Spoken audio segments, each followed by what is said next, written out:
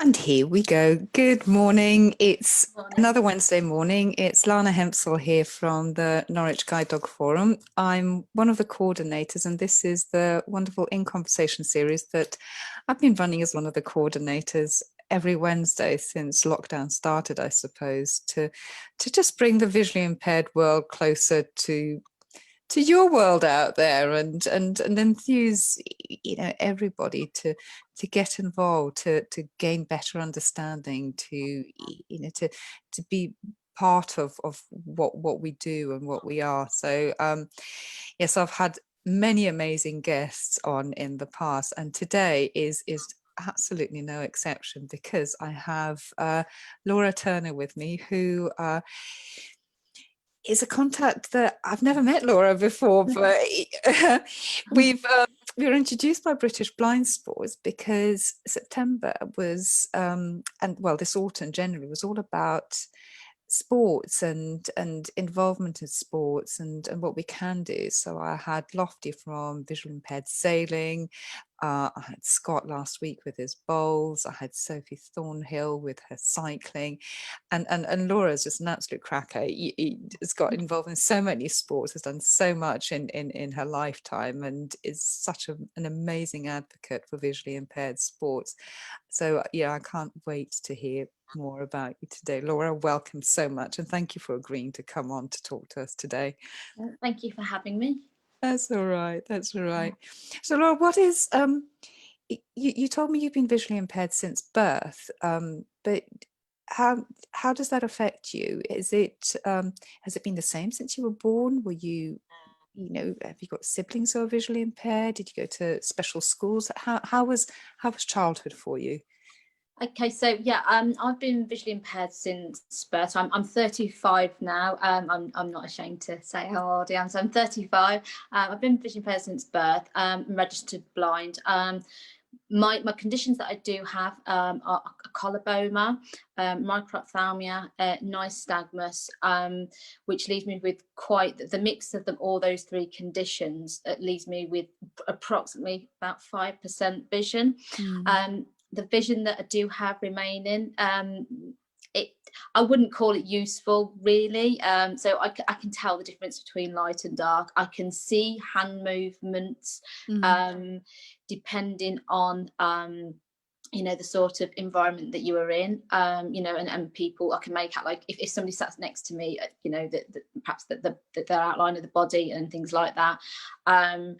But the faster that I move, so when out and about, or even in an enclosed environment, it becomes I lose that what I would call remaining vision. So I don't have a lot of focus, and can pick up so much on things like hand movement, things like that. So yeah, I've still got light perception. I can still see light and dark, but any sort of hand movement or remaining vision, as we call it, would perhaps Mm. be lost. I don't see like detail of people, so people's facial expressions, if they're wearing makeup, the colour Mm. of their eyes, just little things like that that people take for granted. So I don't see any details.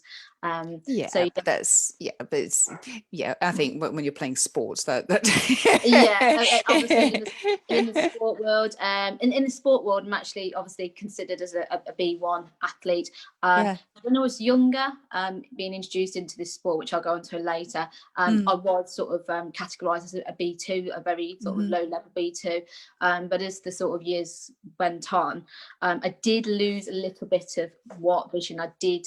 So I had probably a slightly higher percentage in that B2 category, but probably in my very, very early teens, when I was 12 or 13, I kind of lost a little bit more.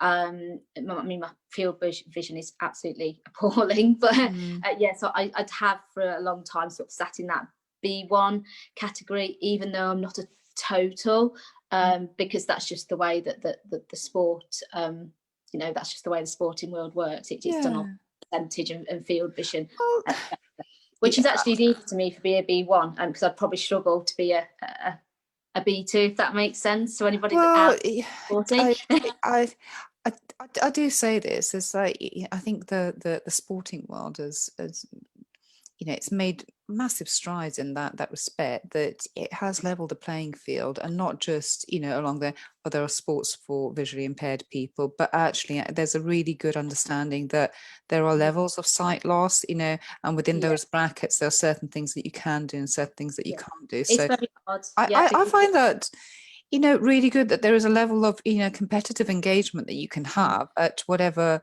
level of sight loss you have. I think, Scott was talking about his level of sight loss, and, there are the same categories in bowls as well. yeah, So yeah. it's, it, I think it's really, really good. And you're a What guide I dog owner, found at the just like time, me, aren't you? We could hear my dog barking in the but background earlier. yeah, distracted the talk. I mean, what I found as I was growing up, and especially as I become more involved with sport and just going through education, actually, it was easy for me to do things as a, what do we call it, like a more the total blind way, than actually try and use any of my, because it's what I say, it's not really useful vision. I can't sit and read. And as a youngster at school, I was kind of pushed to do a lot of things that made education and things like that very, very difficult and stressful, and to put pressure on me, that I'd actually, a lot of the time, I had some good teachers, but they just were unaware and did not understand at the time. I mean, I'm 35 and that sounds young, but back in the day, it was still a case of people were learning, or they didn't, teachers never used to receive the right sort of Laura, support. yeah, honestly, it's still shocking now. Yeah, I mean, I was in a yeah, meeting, yeah, 4 weeks ago, less than 4 weeks ago, where I was told to print myself the papers off. I'm just like, yeah. are you serious? Are you actually serious? Yeah, I'll just go. I'll just go and print them really big, shall I? And Yeah, yeah, yeah. And it's actually easy to. It is actually easy for me in my position. Even when you say to people 5%, it's actually easier and less stress on my body to do things. And that's the way I've sort of gone through sport, education, life in general. It's and that's my family, my parents, they're sighted. I have two younger sisters and an older brother. There's four of us, and I am the only visually impaired one out of my siblings. They My sisters wear glasses, but it's not a visual impairment. It's just a general thing to help them read or drive.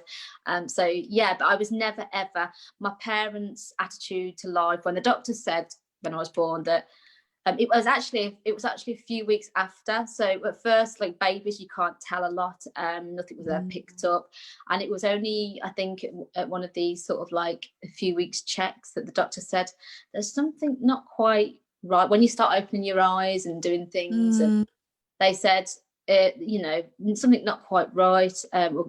Do the usual things. They test you, etc., etc. They leave you a few more weeks to see if anything adjusts, and then said no. So you go through all of that, and then obviously when it was confirmed, and etc. My parents' attitude was always, she'll be treated no differently from my brother at the time, and then obviously my two sisters came along, and we were all treated the same. They always wanted me to be involved with as much as I could, with the same opportunities, and if they had to make adjustments or if they needed to do things, that's the way it would be done. But they didn't want me to go through life any different, and to be honest, that's still the case now. Yeah. So how did you get into sports? How did that evolve for you? Because I didn't. I mean, I started losing my sight when I was a teenager, so I suppose I got a chance to get involved in, well, not sports necessarily, but ballet I did, and gymnastics, and skiing, and a few other bits and pieces. But so how did that work for you? Because you are such an advocate and such an ambassador for blind sports now. When did that passion start for you? Okay, so yeah, as I mentioned, I went to mainstream school through, so like primary, junior school. I went to mainstream school, and it wasn't till I was a teenager that I went to a sort of like a school that supported people with visual impairments. So primary and junior school, I struggled a lot with just the general education. As for PE and any sort of like physical activity, I was kind of excluded well, excluded. There was only the odd occasions where I would be allowed to just, do something by the side of somebody, and it was no fun. I was always the kid that would say, not sat on the bench or sat to the side because I can't see a ball or I can't do this, and and again at the time, and even now it still happens, there's not enough education. But back in the day there was very, very little education. These days we do have people like British Blind Sport saying, we can work with you to push these things, and there's various equipment available. But yeah, there was I was always the kid that sat aside. So I didn't play rounders or netball, or I didn't do swimming lessons or things like that, because it was like, well, you can't see, so you're just a health and safety hazard basically. And that is literally what it was. It was a health and safety concern.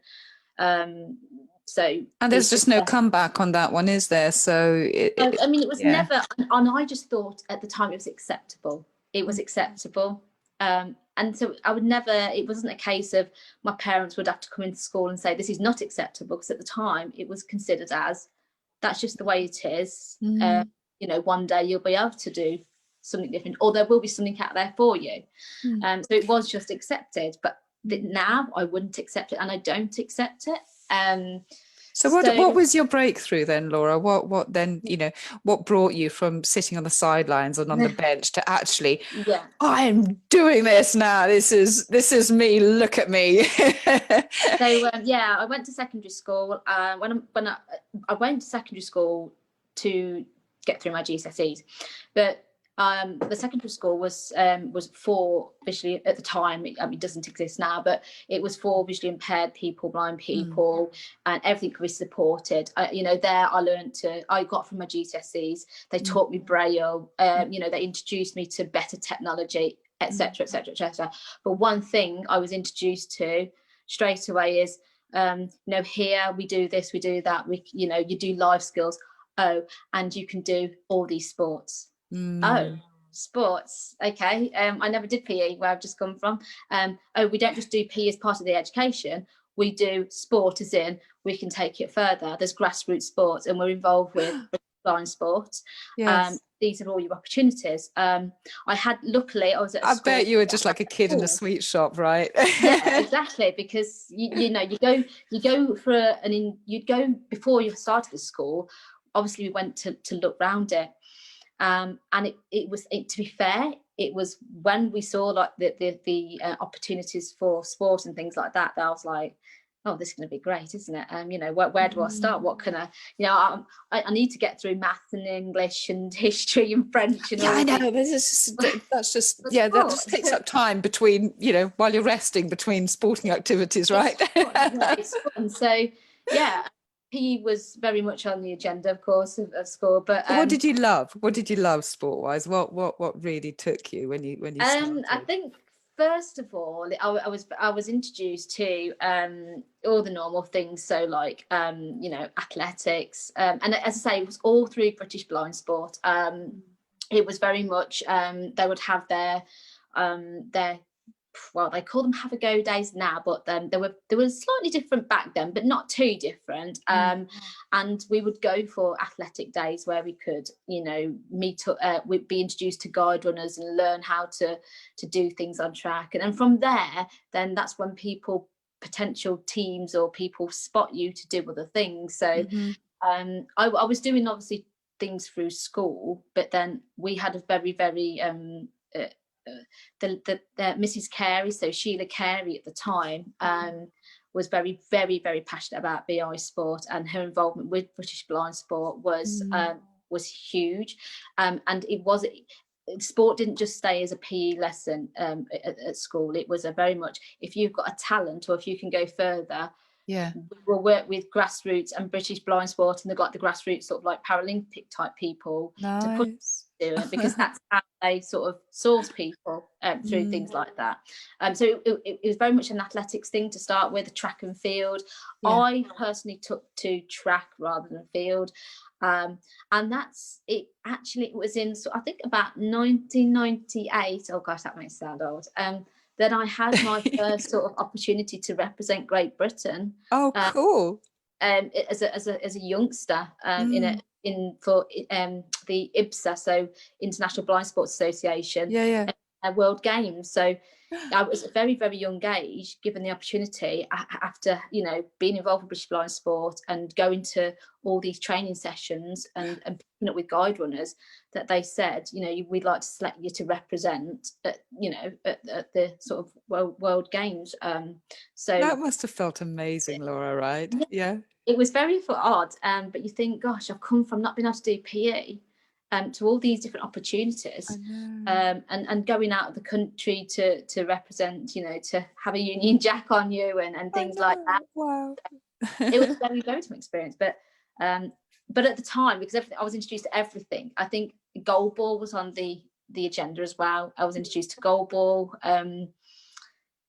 And it took a couple of years to sort of like build up my confidence goalball, because goalball is a very sort of anybody that plays it out there or knows of it, we all know of it, but it can be quite rough. So it's very much a confidence thing. But again, eventually with goalball, because goalball was done to school level, so you'd do it, you'd go to school tournaments against, play different schools, and it'd be like county things like that, and then obviously your last sort of step is sort of international when you get good enough to be selected. But so it took a few sort of years to build that up, and then go along to sort of like, I was invited then to some sort of women's sessions with GB Goalball squad. Wow. Again, from there, they said, you know, we'd like to select you to come and represent. And I think my first goalball international was out in Florida in the USA. Oh my goodness, so you've travelled as well with this as well. What places have you been to? Tell me. With the athletics, actually, no, athletics was only I'm trying to think now. Oh, Germany and Czech Republic only with the athletics, and then goalball, that was Germany and America on a couple of occasions. But by the time I've done all this, I'd also picked up other sports. I learned to swim as well, because I was always nervous and scared of water. I was very nervous and scared of water. But at the school that I was at, we were lucky to have our pool. And like I said, I never did swimming lessons at school, so I learned to swim. I learned to swim with the school, but I'd not go in deep water, nothing like that. And then I think now as my older age, a couple of years ago, I got involved with a bit of triathlon.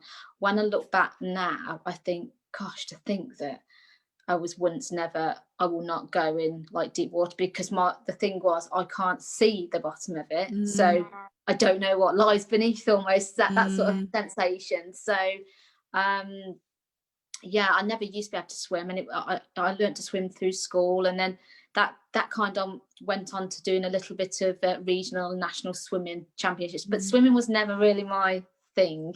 I never sort of pursued it in terms of, could I be a swimmer?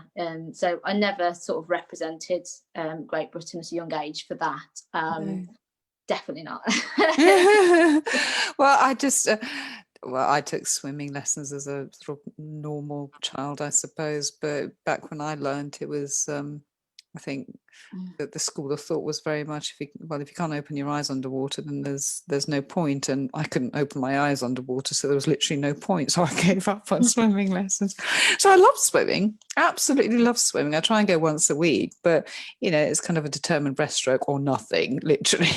Well, I do enjoy swimming, but it really isn't fun. And to be honest, the only reason why I ended up in triathlon is because of my other. I mean, I haven't touched on it yet, but the history of my other sports that came after sort of like the athletics and goalball, because I kind of grew out of them, and then at one point there was no progression with the goalball at the time. It's different now.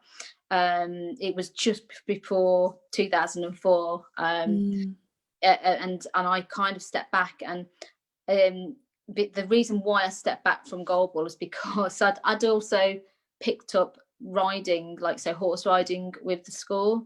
Yes.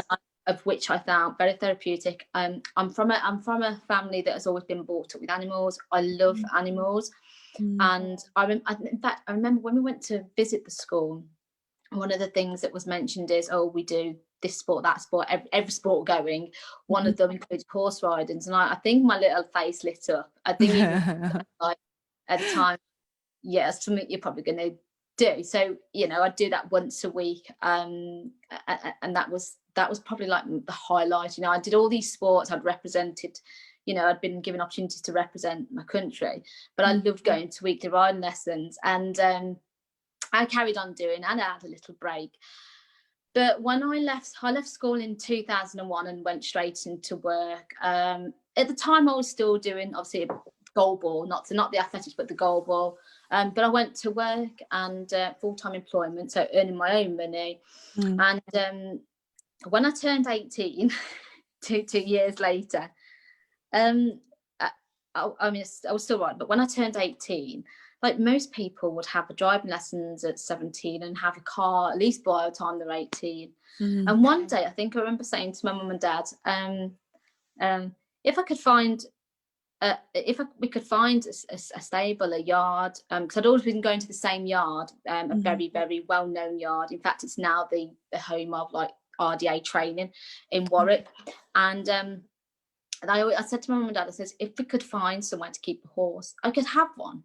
And I think it started out a bit as I wouldn't say a joke, but something, let's not take it too seriously. But actually, the point was, you don't drive, so it's only like you having your own car and looking after your own car, like fueling it. Look, Laura, my story on riding and horse ownership is at some point my husband and I were thinking of going to live in America. Because public transport's so rubbish out there, land we could have. So we were actually looking at houses with enough land for to keep my own horse, and I was going to have my own trap. So I could actually get around, and I could just imagine myself doing the school run with this pony trap thing. So that was actually the intention, because there's all sorts of laws. Yeah, you can't really drive when you can't see, but there are I always wanted being able to see with a horse. So. That's it, yeah. And so my argument was like I said, it started out a bit of a sort of like a joke, but my mum and dad just turned and said, well, if we can find somewhere, or if we can have a stable of where you ride and stuff, then why not? You go to work 5 days a week, 9 till 5. You earn a good wage. Why not? So. Of course, I took it seriously. We spoke to my instructors, the riding instructors, etc., and they said, we'll help, we'll assist to search for the right horse, because it needs to be something that's absolutely bomb-proof. Like it cannot be put out of place, but it's got to do the job. Because I wanted it to do dressage, because I'd enjoyed doing this sort of thing. So we found one. And it went from there. So I kind of then, because goal ball wasn't going my way, or at the time the team's way, some of us stepped back, and that included me. And I said, I'm going to step back, because I have a horse, and right now I can progress my riding career into another sport, and it takes up a lot of my time anyway. So that's what I did. So I had my first horse. Otis was a brilliant first horse. I did a lot of competitions with him. He was such a character. But by 2005, he wasn't enough. I built up such a bond, and we'd gotten to where we could do. It was time to have something bigger and better, as in something that's a bit wow in the ring, and a bit that's got dressage sort of. I've had my introduction to the whole world of para dressage. I need something bigger, bolder, and something for everybody to go, wow. So I bought it in 2005. I started my search again. I sold Otis to a lovely family, and in 2005 I found and bought a beautiful, gorgeous ginger mare called Chloe. And she was I'm not going to go into detail because I will cry.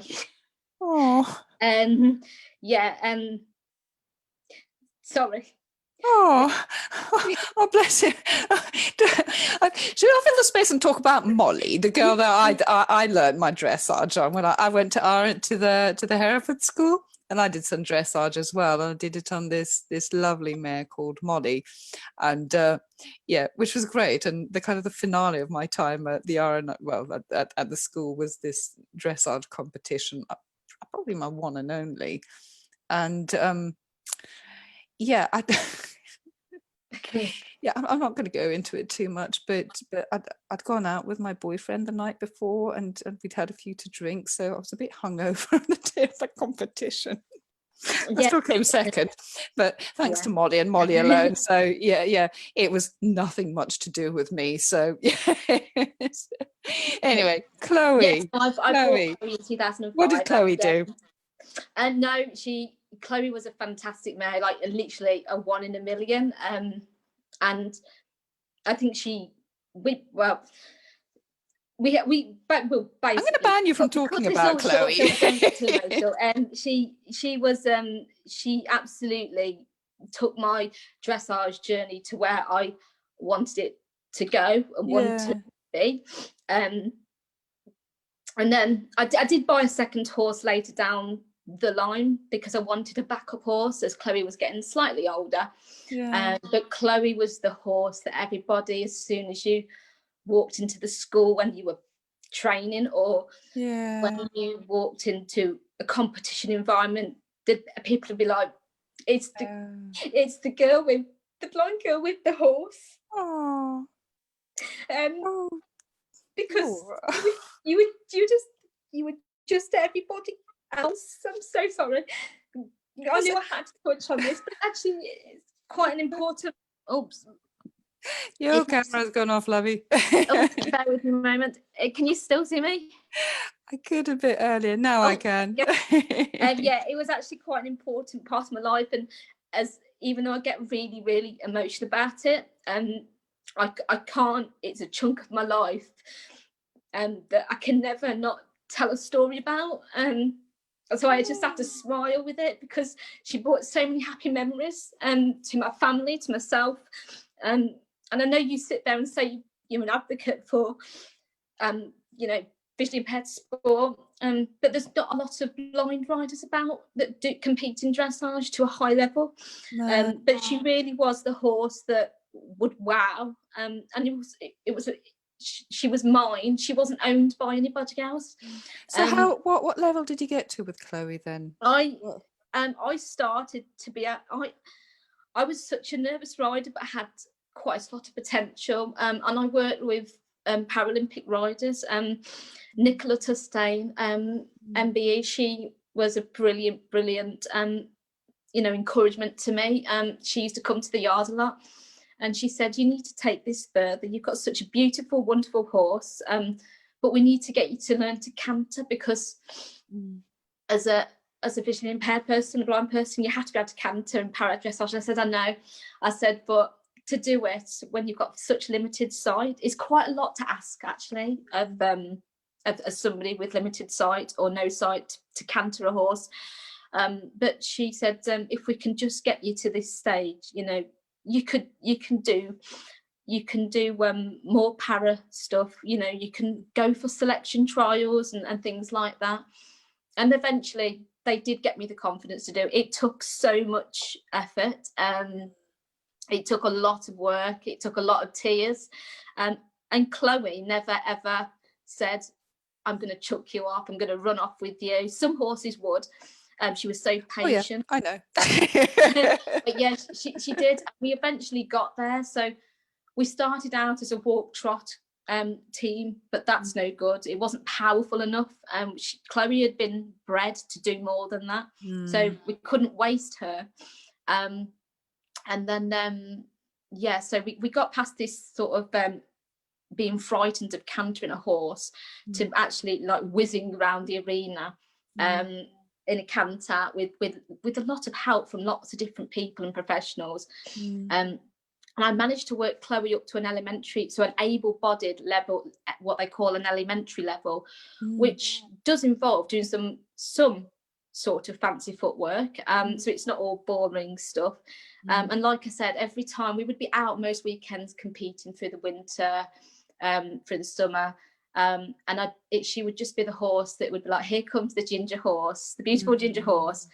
that's got the Blind Rider. Watch them, they're amazing. And it became very much like that.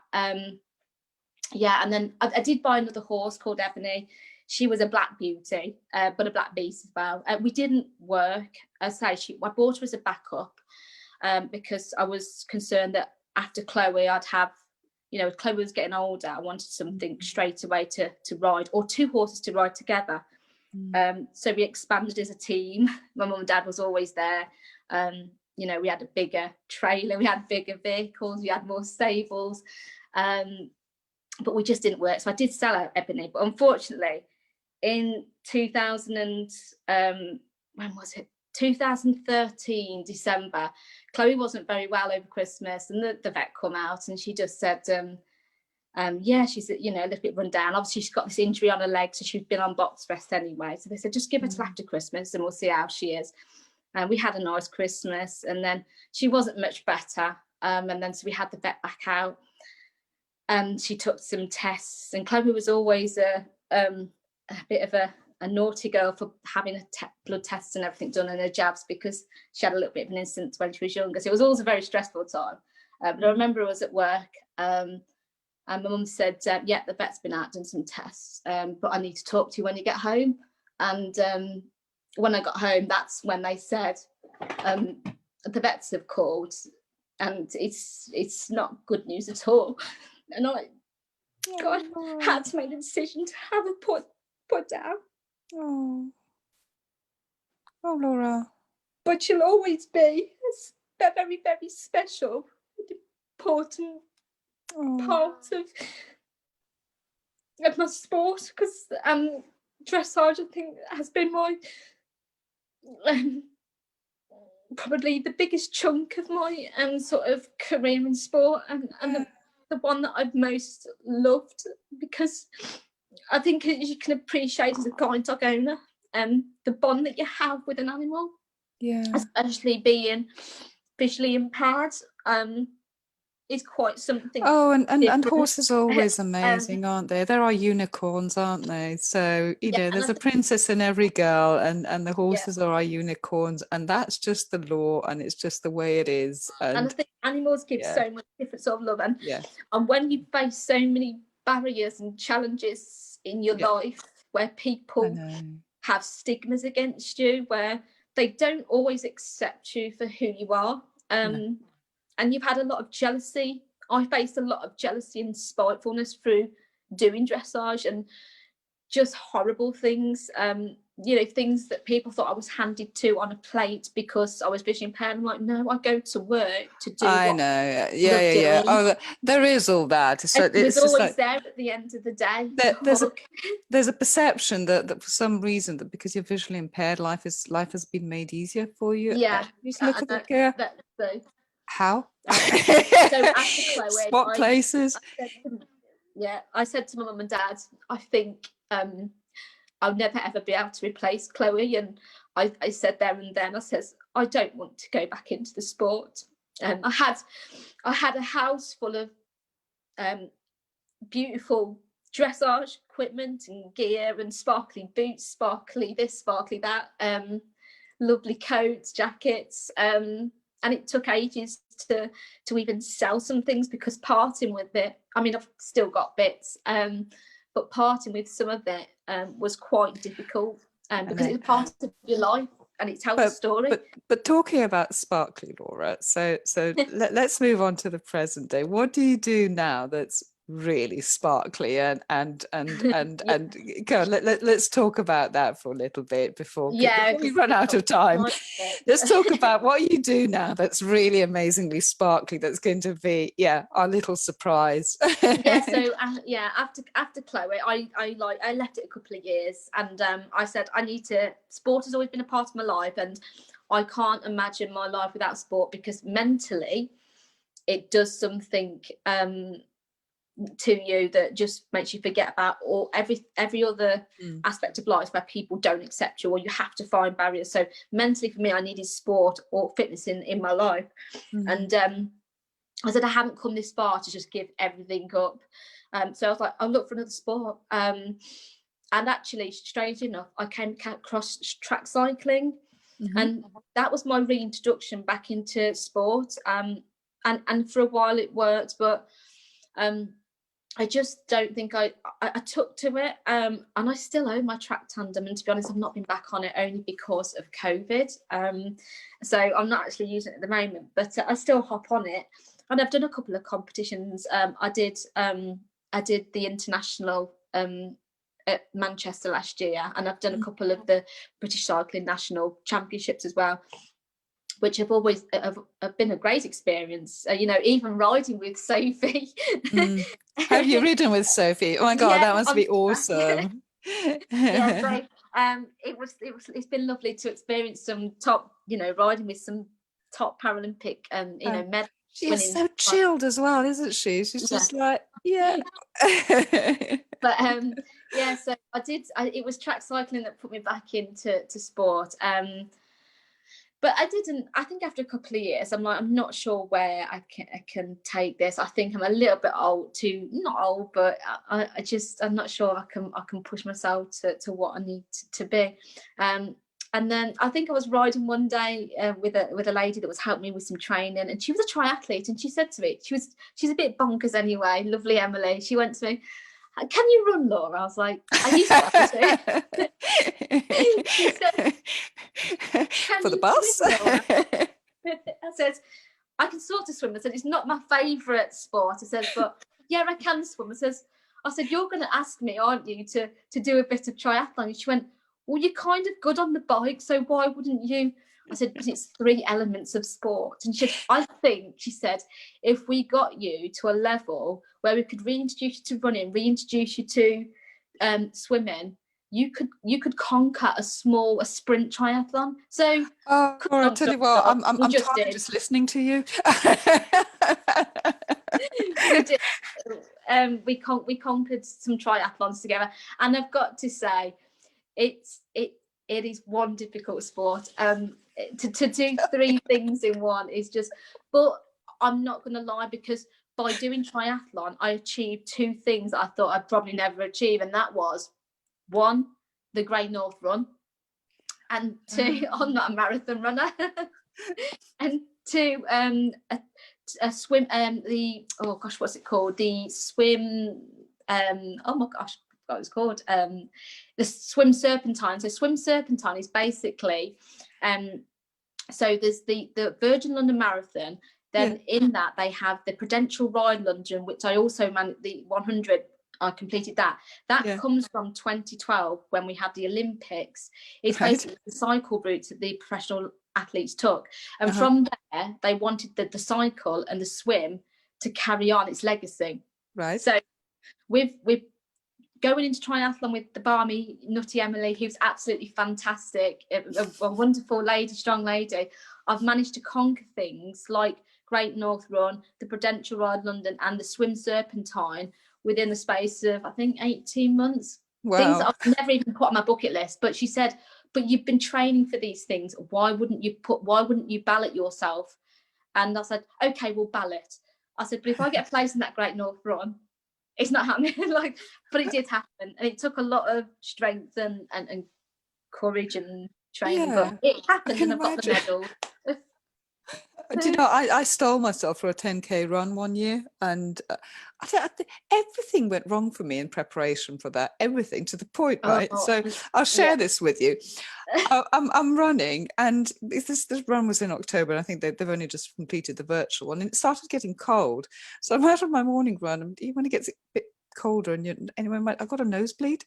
So and I got the most god awful nosebleed, to the point where this lorry driver pulled up next to me and "Are you all right, love?" Because I am covered in blood all over. I look like I'd been hit by a lorry, not been stopped. And I was like, "You haven't got any tissues, have you?"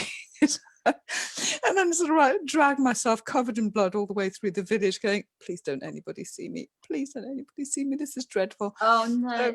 I did do it. That happens on these training sessions. I did do it, and I got flu, and anyway, so yes, so that was me in running, and I keep saying yes, maybe one day I will, but Yeah. But what do you do now? What do you do now? Okay, so now, There's something else. This is a super yeah. sparkly bit that I'm trying to get you on that you're refusing to, Laura. Tell us about So that. yeah, so I've Fascinating. kind of stepped away from all this cycling and swimming and running business, but Yeah, I'm being tired. okay, so there's two things really. One is in the pipeline I can touch on, because actually I think Yes, it's quite important. it is. So yeah, so last year I picked up, and it's always something I wanted to have a go at. I don't know why. Pole fitness, or pole fitness and dance. So I say that, and straight away I'm sure everybody's thinking, oh, a bit sassy, a bit, you know. Right, it kind of is, right? So Yeah, definitely. There's different aspects to pole fitness and pole dance. So it can be sassy, but actually pole fitness / dance is a fantastic form of fitness. Still exhausting, right? Yeah, both strength, so muscular, and cardiovascular. It's absolutely fantastic for people to do. It's a very, very inclusive community to be part of, as I found out. There's no sort of stigmas with people. There's very little sort of there's a lot of it on social media. There's sort of like all ages, all it's like shapes, it's very backgrounds. inclusive. So yeah. And for mental health, it's absolutely, I mean, sport and fitness is wonderful for people's mental health and physical well-being, but I think pole, I found that it's just a complete distraction. You know, if you lose focus of what you're doing on a pole, whether it's a trick or a move or a little dance routine, it could either you end up in a heap on the floor, or just losing concentration and not doing the routine that you're being taught. And so it just takes your mind off everything, and it's very good for your self-confidence and your body confidence. And what I found is, strange enough, with pole, it's a very tactile sport, because it's all around everything's based around the pole. So you're not required to run here or run there, or you don't need somebody to help you. So an instructor guides you and teaches you, and they can obviously like hold you, so like they can spot you to do new tricks and things like that. But what is not needed is somebody guiding you constantly. So with running and cycling and swimming, not that there's anything wrong with it, but it requires somebody to be as committed as you are as an athlete or a sports person, a fitness person. But with pole, it's very much it's your sport, it's your area, it's your space. That pole is always your thing, and you work around it or on it, and you can't really get lost. It can be a little bit tricky to pick up. I think one of the reasons why I have taken to it so well is because I've had so many years of sport and keeping fit. I was naturally just fit, ready to come into it anyway. I'm still a beginner. I still consider myself as a beginner. I'm not a beginner, but I do because I've only been in like 18 months. I always still consider myself a beginner, but I've moved on pretty swiftly with it, and surprised myself, to be fair. That's become a sort of discipline in itself. I heard one day that it got recognised as something or the other. So it is becoming a sports discipline in its own right, isn't it? Yes, it is. Yeah, it is now considered as a sport. I started last February. I then moved to a different studio in sort of the May time, and I had a lot of support from the studio. So the studio that I'm with is Bliss Pole and Aerial in the area that I work, and Amanda's absolutely fantastic. All the instructors are fantastic. But I started having some private lessons with Amanda, and she turned around and said to me, I think you should enter Pole Theatre UK. I'm like, oh gosh, I says, I'm not a dancer. I says, I can't do that. And I said, she said, everybody can dance. She says, even if you're not natural, she says, we can put a 2-minute routine together. That's all that's required. She said, it's nothing. She says, I can help you achieve something. She said, I just think your journey and, you know, who you are, she said, you could bring it out in a dance routine. Yeah. So that's what we did. So we started working on a little routine. Within a matter of weeks, we got this routine together, and it was just a case of, no, we don't like that bit now. Let's swap and change all the bits. Yeah. And then she says, I want you to be part of the Bliss show this year, which was the October. And I was like, oh great. So I'm like, oh, I still feel a little bit like, because I'm still new to the studio. And she'd note, she goes, if you've entered Pole Theatre UK, you know, I think it's really important that you also do your routine at the show.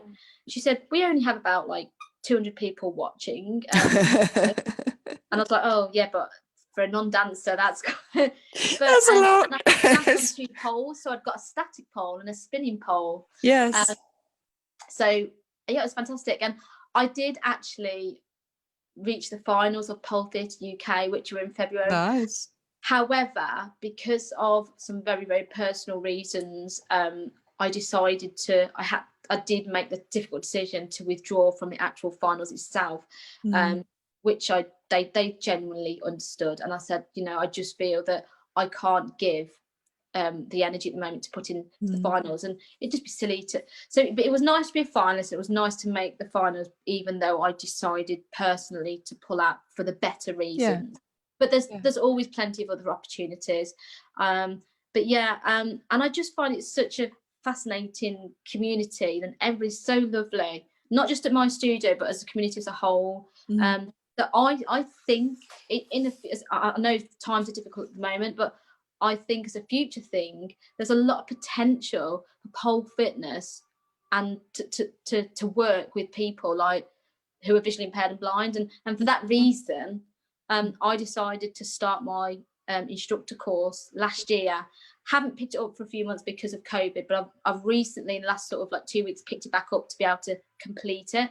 But to be a beginner instructor, to share my experiences of just not more so for being like sort of like with working with blind and visually impaired people and the whole sport and encouragement, just for people to have a go sort of at a beginner level. But I do think that it could potentially work, and I think I'd like to see more ladies have a go at it. I mean, men are more than welcome to have a go at it because men are starting to do it. Yeah, do you know, I wanted to, but I just don't. I looked, but only half-heartedly. So because they do automatically think, oh, nightclubs, sassy, which it can be if you want it to be. There's also pole can even just be beautiful, beautiful music. So my pole choreography piece for my course is actually to Lewis Capaldi's "Someone You Loved." So it doesn't have to be. Don't make me cry now. It doesn't have to be. I get involved with it all. I love to have a go at every bit of pole. So I do own, you know, high heels. But you don't have to. It doesn't have to be that, and it can just be. I want to do pole because I want to do something new, challenging. And just get fit. And for that reason, you can just stay at a beginner level. You can learn to climb a pole, sit on a pole, and spin around a pole. That's all it has to be. It doesn't have to go any further if you don't want it to. But it's breaking, again, with pole, it's breaking down those old stigmas to say it's not like what everybody thinks, but really, I do think it has a lot of potential to be a very, very good form of fitness and sport. It's got that anchor, hasn't it? So that you don't. It's which becomes quite important when your sight diminishes. It's like having the anchor there, isn't it? So and I think pole is an achievement, because everybody says to me, oh, there's no way I could spin around a pole. I'm like, everybody can spin around a pole. The most basic move is a fireman spin. Everybody can do a fireman spin. And trust me, we can't. Can't. Some of us are just not built that way. So, but yeah, right. Okay. So just to finish up, what are you doing now? What's your kind of ongoing project? Because that's what British Blind Sports were really quite excited about that you're doing. So this is a sport, no anchor, but really quite up and coming. So tell us what's your project now? What are you hoping to do? Well, so a couple of years ago, I was, oh gosh, actually, I don't know where they started. I think I was just a physio appointment, and my physio is the physio for the England men's blind football squad, shall we say? Yes. And he said, they are looking for women to get involved with sort of like blind football, because IBSA want it to grow. So IBSA, International Blind Sports Association, they want to grow it around the world. Basically, I think just to bring all this gender equality thing up to speed, and women should play blind football. Why not? We have football women's football elsewhere, so why not into the disability world? And he said, Matt said to me, oh, Philippa, who's sort of like involved with the project. And I was like, yeah, that's cool, that sounds brilliant. I says, I cannot kick a ball for toffee, I'm not going to lie. I said, I don't really follow football or football teams. He went, no, it's not a problem, you don't have to, it's all about the blind world and and women's sport. So he put me in touch with Philippa. I met with Philippa and we had a little play with a sound ball, a proper blind football. So yeah. And she showed me a couple of basics. She was like, yeah, I think we could work on you. She said, you're fit, you're athletic, you've obviously got a massive background in sport anyway. She said, let's work on this. So we did a couple of like sessions over in Leicester, because I was working over at Leicester at the time, and luckily enough Philippa actually works with the Leicestershire FA as the disability football inclusion officer. I think that's her job title. I can't remember actually. And so we did some stuff, and we would go down to Hereford, and she explained obviously what the project was about and how the FA are trying to develop it. And then I started popping down to Hereford to watch the National Blind Football League being played, obviously by the men.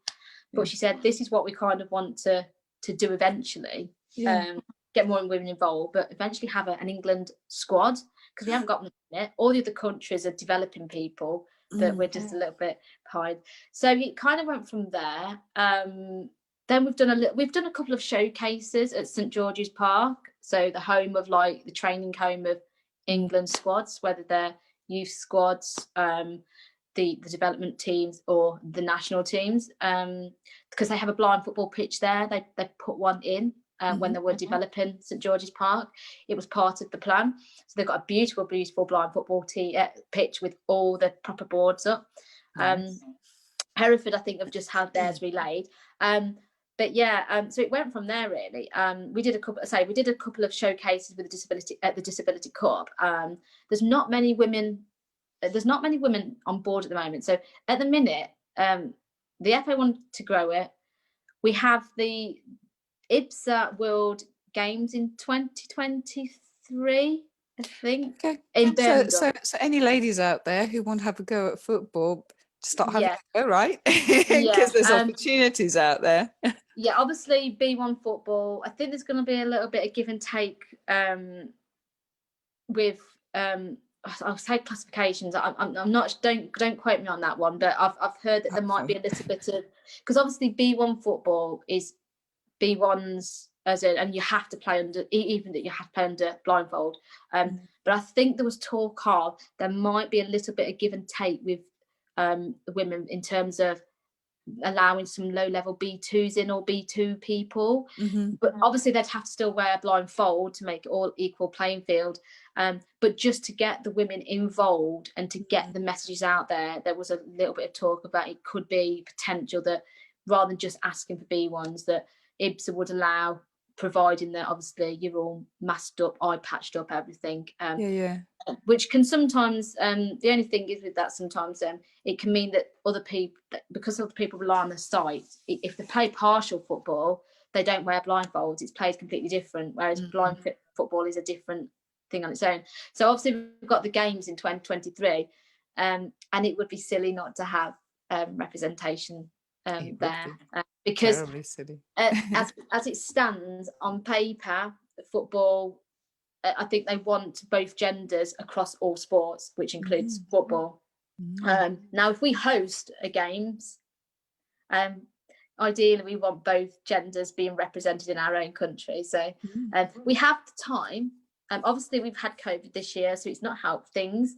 But I have spoken to Philippa recently, and she's still very, very, very passionate. She's very passionate about blind football. For the women, she still is very passionate, and she wants us to have representation. Obviously, it's a case of working with the people that obviously already deal with it, the blind men's team, who have a lot of the involvement in the FA, the England squad. But yeah, it would be lovely to have that representation of women at the 2023 games in Birmingham,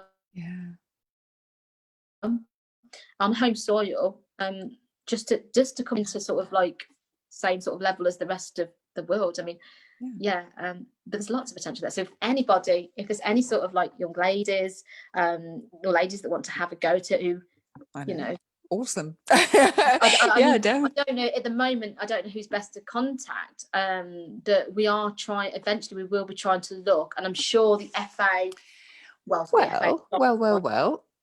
I have. I'm talking to next week. I think so. I'm talking to a young man called Darren Hunter, who heads up disability football at the Nest in Norwich. So I will mention this to him, and then hopefully he can start helping you get together. You know, the East Anglia part of the football team, which I think would be really good. So I think essentially, like maybe next year. Whether it can happen this year, I don't know, because obviously restrictions and codes. But hopefully next year we can set up some days where we can invite people along to come and have a go at the basics, to say what it's all about, where we want to go with it, and that is the idea. I mean, obviously, I have been part of it. I'm not part of the actual team that develops it in terms of you know, what's next, I'm just a potential player, shall we say, but I've been sort of involved with Philippa from the start. Obviously there's a lot more people involved with it than I only sort of like, I can only speak and represent sort of what we'd like from it, from being involved with it. They did develop a 2v2 sort of side to it, for the younger generations or for people to get involved with it. But 2023 would be lovely to have a representation of women playing blind football, because there will be other countries there playing blind football. Right. We don't want to have a non-England. So that's just not going to happen. That's just not going to happen, because we will promote it until there is a women's team. So that's just the law now. I know we've set it down. You know, blind football is a very, very unique and special sport to blind people. Partial football is very, very different. It's not the same thing. So, and blind football is a very, very special sport, and one that should be appreciated more, I think. It's not everybody's cup of tea. Very much like goalball, it's a bit rough. So you've not got to be scared to want to run into people, or obviously there's things that we can use that you avoid people and you can pass balls to, but you've not got to be you've got to sort of want to be ready to sort of tackle people, in terms of you're going to have bumps and scratches and accidents, because it is what it is. Very, like I say, very much like goalball, but different to goalball. It's not goalball. That'll be amazing. That'll be absolutely amazing. Anyway, right, we're going to have to wrap that up. I mean, this has just been absolutely amazing, Laura, and I'm so grateful to you for coming on and talking to us about all the sports that you've been involved in, and just how incredibly important it is. I think that's been one of my things through this thread is just how important physical activity is in just keeping us together as a human being, despite a disability, despite visual impairment, which, as you said, there's so much stigma out there. A lot of the time you just get the health and safety. No, you're not doing that because, you're not doing that because you're just not doing that. It's not happening, and end of. Whereas actually why not? There are ways and means, and with British Price, I forgot to mention this. I'm on a bit of a swear jar at the moment. Every time I say I know, I have to give £1 to the guide dogs. So I think I've accrued quite a few on this conversation already. So I keep forgetting myself. Anyway, so but it is important. It is massively important, and it's massively important for people like you who are advocates for the blind sports to come on and talk to people and just make sure that that there is awareness of that there is high level activity. Of opportunity as well. There's lots of opportunity. There is lots of support. It's just reaching out and tapping into it. And I will post I've said it again. I will post any links that you wish onto this conversation, and we'll take it from there. And I will be proud when we get the women's team together. Yeah, I'm sure Alex has mentioned it to you. I don't know if anyone's listening, and you probably are on it. It just that the British Blind Sport do currently have, because of COVID, their get home, stay home, get active group. Oh, okay. Yeah, and this week obviously is. Oh no, they do have some live stuff this week, because I think there's something local. The Heart of England are doing like a fitness week, an exercise week. So they're obviously keeping up there. But anybody that's interested, because of COVID, and obviously British Blind Sport not being able to bring to the various regions their have a go days, they are doing some, but very differently. But they did create a Facebook group called British Blind Sport Stay Home, Stay Active. Okay. And you can join that. I think it probably asks you a couple of questions, but if anybody is a little bit bored or doesn't want to return to the gym because of all the restrictions and the do's and don'ts, British Blind Sport do once a week, or they will put out like a workout. So that could be like a box size session, and it is live, so it's done like through Zoom or Facebook Live. It's box size, Pilates, cool. like a hip session. Well, we'll post that link underneath the post. It'll be it's probably worth it. So I'll mention to Alex that I did mention it to you, but she'll be absolutely fine with it. And the more people that can get engaged with that's absolutely brilliant, because obviously it keeps their messages going out there that they are there for people still, even though they can't sort of interact with people like they're used to doing, but their work still continues, whether it's with young leaders, doing things like this, because I know they've been doing similar things with Paralympians, like the podcast. There's lots of different information on there, and they will keep people posted as they work from home. But it's been really useful tool for them to set up, I think, and it just means that other people can connect with other visually impaired sporty people in a different way to what they're used to doing, because go and find it. It might be useful for you to take a look at yourself. I'll post any links that I can find, and we can talk about it afterwards. So right, so on that note, guys, in Norwich Guide Dog Forum land, thank you so much for tuning in today. Thank you to Laura again for coming on and sharing the life of sport that you've had, and all the changes that it's made to you. And we'll see Darren Hunter next week, who heads up the disability football at the Nest, which is going to be, again, it's going to be really interesting, because like sailing, people who know me will also know that the football is not my thing, but it will be next week, because we will be talking to football. I think that's part of the poetry of what I'm trying to do here. I'm approaching things from a complete novice's point of view. I literally have no idea. I've done my very limited amount of sport in my life. I guess I've suffered from lack of opportunity or something at some point, because I feel I've taken part in so few bits and pieces over my lifetime. But I'm just amazed and in awe and inspired by everybody who like me has a visual impairment, but hasn't let that stop them at all. And they're just, anyway, you guys just inspire me. And thank you so much for tuning in this week. And I will see you all next week with Darren. So from me, it's bye. And from Laura, it's bye too, right? You take care all, and see you next week. Bye.